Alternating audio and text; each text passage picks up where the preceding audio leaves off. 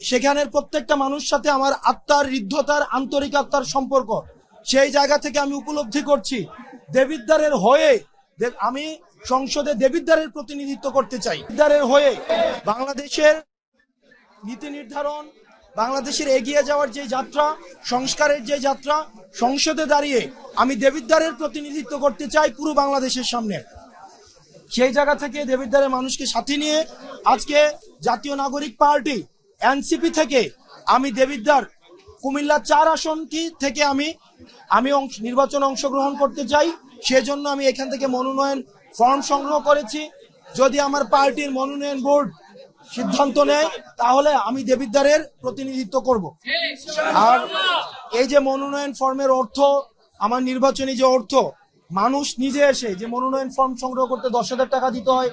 আমার স্কুলের বড় ভাই, আমি যেহেতু দেবিদ্বার রেয়াজউদ্দিন পাইলট হাই স্কুলে পড়াশোনা করেছি, আমার স্কুল 1918 সালে আমার স্কুল প্রতিষ্ঠিত হয়েছে। এটা 2025 সাল, 107 বছরের ঐতিহ্যবাহী স্কুল। আমার স্কুলে অ্যালামনাই অনেক সমৃদ্ধ অ্যালামনাই। আমার স্কুলের বড় ভাইরা, আমার কলেজও আমার কুমিল্লাতে, আমার বড় ভাইরা আমার এখানে অনেকে আছে যারা অন্য রাজনৈতিক দল করে, কিন্তু দেবিদ্বারে যেহেতু নেতৃত্ব শূন্য অবস্থায় ছিল, মাদকাসক্ত, আমাদের দেবিদ্বারে সাংস্কৃতিক ভাবে বিবর্জিত একটা জনপদে পরিণত হচ্ছে। তারা এগুলো দেখেছে এবং তাদের মধ্যে সচেতনতা তৈরি হওয়ার বোধ থেকে তারা আমাকে সমর্থন দিচ্ছে এবং তারাই অর্থ সংগ্রহ করে এই যে মনোনয়ন বোর্ডের যারা আমার আশেপাশে দেখতে পাচ্ছেন, তারা 500 টাকা, 1000 টাকা, 200 টাকা, 300 টাকা দিয়ে এই অর্থ সংগ্রহ করেছে।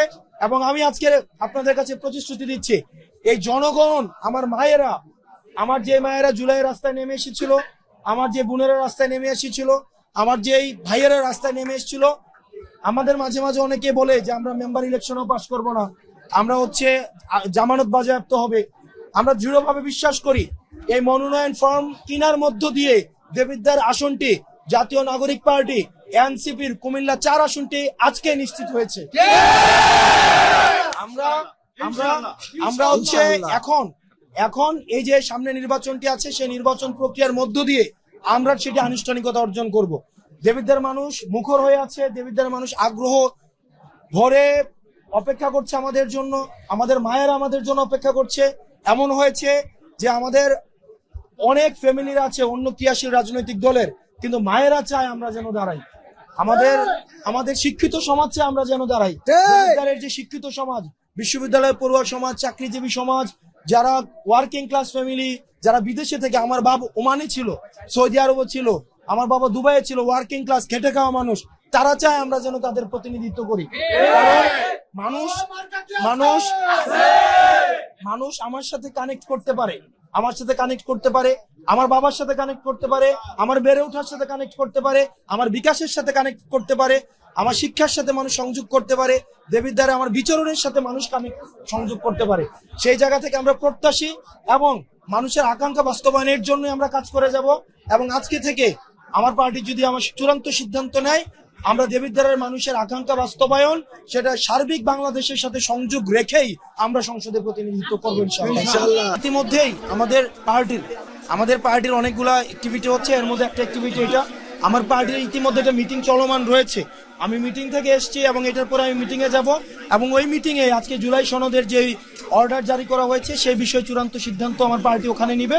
তখন আমরা আপনাদেরকে আনুষ্ঠানিকভাবে এই বিষয়ে আমরা জানাবো আপনাদের। ভারতে থেকে আপনারা দেখেছেন ভারতীয় পৃষ্ঠপোষকতায়, ভারতীয় টিভি চ্যানেলের মাধ্যমে যারা এইভাবে বাংলাদেশকে অস্থিতিশীল করতে চায় আসলে, এবং এটা দিয়ে আজকে যে আগুন সন্ত্রাস গত 2 দিন হয়েছে, আপনাদের কাছে কিন্তু স্পষ্ট হয়েছে গত 15 বছর তারা আগুন সন্ত্রাস করেছে।